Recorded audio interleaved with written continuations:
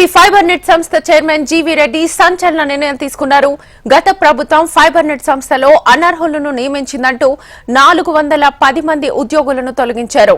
WhatsApp ద్వారానే గత ప్రభుత్వం నియామకాలు చేపట్టిందని ఆరోపించారు. అందులో ఉన్న వారంతా ఎంపీలు, ఎమ్మెల్యేల రికమెండేషన్ తో ఉద్యోగం పొందిన వారే అని వెల్లడించారు జీవీ రెడ్డి. గత ప్రభుత్వం నియమించిన ఉద్యోగులెవ్వరూ ఫైబర్ నెట్ కోసం పనిచేయడం లేదని, అందరూ వైసీపీ ఎమ్మెల్యేలు, ఎంపీల ఇళ్లలోనే పనిచేస్తున్నారని తెలిపారు. వారందరికీ వేతనాల పేరుతో కోట్ల రూపాయల నిధులను దుర్వినియోగం చేసి ఫైబర్ నెట్ సంస్థను దివాలా అంచుకు చేర్చారంటూ ఆరోపించారు జీవీ రెడ్డి. ఉద్యోగుల తొలగింపులో ఎలాంటి కక్షపూరిత ఉద్దేశాలు లేవని, న్యాయ సలహా మేరకే తొలగింపు ప్రక్రియ చేపట్టినట్టుగా వెల్లడించారు. ఇక అంశానికి సంబంధించి ఫుల్ డీటెయిల్స్ మా ప్రతినిధి కాంతిని అడిగి తెలుసుకుందాం. కాంతి, ఏపీ ఫైబర్ నెట్ కి సంబంధించినటువంటి అంశంలో ఉద్యోగుల తొలగింపు పైన జీవీ రెడ్డి చైర్మన్ ఒక సంచలన నిర్ణయాన్ని తీసుకున్నారు. ఏదైతే 410 మంది ఉద్యోగులను తొలగిస్తూ ఆదేశాలు ఇవ్వడం జరిగింది. ఇక త్వరలోనే మరో 200 మందిని కూడా తొలగిస్తామని కూడా ఆయన చెప్పడం జరిగింది. అయితే వైసీపీ హయాంలో జరిగినటువంటి అక్రమాలు ఏవైతే ఉన్నాయో వాటిలన్నింటినీ కూడా ఒక్కొక్కటిగా బయటకు తీసే క్రమంలో ఉన్నామని, అయితే నిబంధనలకు విరుద్ధంగా నియామకాలు ఉండడంతో కార్పొరేషన్ లో 400కు పైగా ఉద్యోగులను తొలగించే విషయంలో ఒక కీలక నిర్ణయం తీసుకోవాల్సి వచ్చిందంటూ కూడా వెల్లడించడం జరిగింది. అయితే 2016 నుంచి 2019 మధ్యలో 108 ఉద్యోగులతోటి ఈ ఏదైతే సంస్థను నడిపించామని, అయితే 10 లక్షల కనెక్షన్లు అప్పట్లో ఉండేవి. అయితే 2019 నుంచి 24 మధ్య వైసీపీ హయాంలో 1360 మందికి పెంచడానికి, అలాగే ఫైబర్ నెట్ కి సంస్థకి సంబంధించినటువంటి బిజినెస్ ఏదైతే ఉందో ఆ బిజినెస్ పెరగకుండా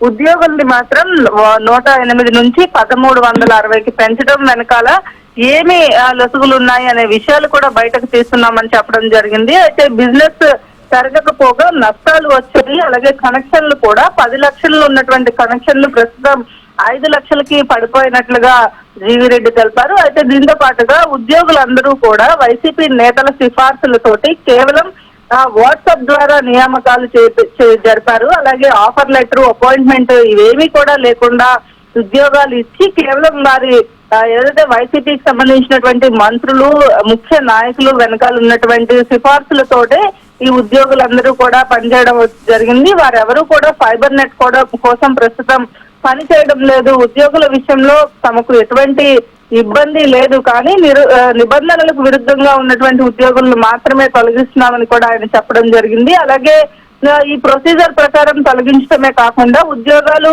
ఉంటాయి, కానీ ఎక్కడ వాళ్ళు పనిచేస్తున్నారు అనే అంశం కూడా స్పష్టం లేకపోవడంతో పూర్తిగా వారందరినీ కూడా తొలగిస్తున్నట్లుగా చెప్పడం జరిగింది. అలాగే 2000 కోట్లకు పైగా ప్రస్తుతం ఫైబర్ నెట్ సంస్థకు అప్పులు ఉన్నాయని కూడా మండిపడ్డారు. దాంతోపాటు ఉద్యోగులు తొలగింపు గురైన వారు ఎవరు కూడా జీతాల రికవరీతో పాటు క్రిమినల్ రికవరీ కూడా వీరందరిపైన చేసే అవకాశం కూడా ఉంది అని కూడా చెప్పడం జరిగింది. దీనికోసం జీతాలు ఇచ్చిన వారు ఎవరైనా కూడా వివరణ కోసం నోటీసు ఇస్తామని కూడా చెప్పారు. అయితే ఈ రికవరీ కోసం కూడా చర్యలు తీసుకుంటామని కూడా సూచించారు. దీంతో పాటుగా రామ్ గోపాల్ వర్మకు సంబంధించినటువంటి వ్యూహం సినిమా చెల్లింపుల పైన కూడా ఆయన కీలక వ్యాఖ్యలు చేయడం జరిగింది. 1,15,00,000 రూపాయలు అక్రమంగా రామ్ గోపాల్ వర్మకు ఏపీ ఫైబర్ నెట్ నుంచి చెల్లించడం వెనకాల ఏమి లొసుగులు ఉన్నాయి, రామ్ గోపాల్ వర్మకు కూడా నోటీసులు ఇచ్చి డబ్బులు చెల్లించేందుకు 15 రోజులు సమయం ఇచ్చామని కూడా తెలిపారు. అయితే నిర్ణీత గడువులోగా డబ్బు చెల్లించకపోతే వర్మ పైన కూడా కేసు నమోదు చేస్తామని తెలిపారు. మొత్తంగా మరొక 200 మంది ఉద్యోగులకు సంబంధించినటువంటి